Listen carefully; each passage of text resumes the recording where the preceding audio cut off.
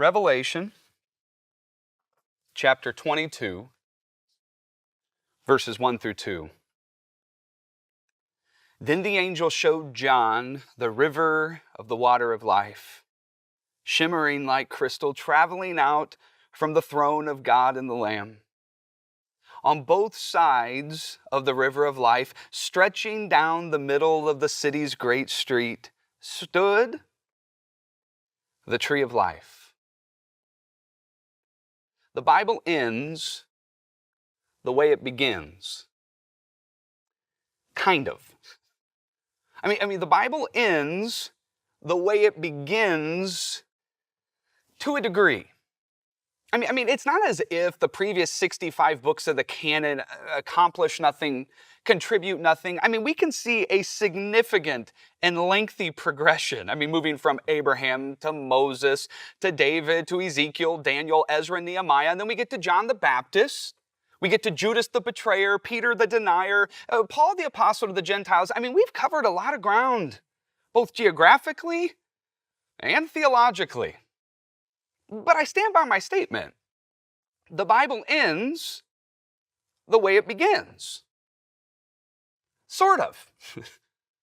You see, in Revelation chapter 21, this is after the seals have been broken, after the trumpets have sounded, after the bowls have been poured out, after the two beasts and Satan and Babylon have been destroyed.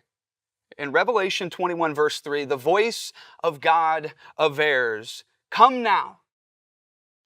The dwelling of God is with humanity.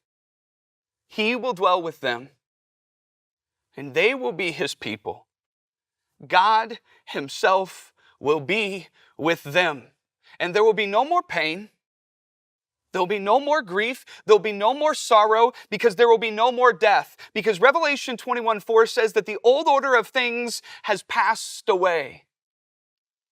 And as surprising as it is expected, in the very next chapter, we once again find ourselves looking at a tree that we have not seen since Adam and Eve forfeit our right and theirs to eat from it. A tree that's no longer protected by the cherubim's flaming sword.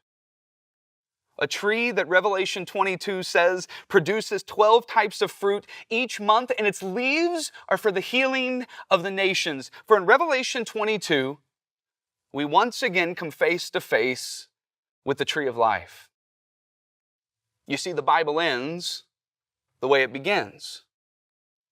The Bible ends in a paradise garden, in the presence of God, under the shade of the tree of life.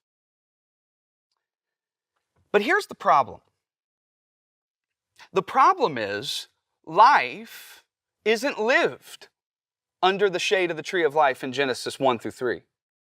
And life isn't lived under the shade of the leaves of healing of the tree of life in Revelation 22.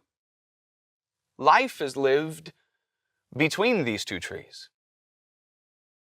And between these two trees, life is hard.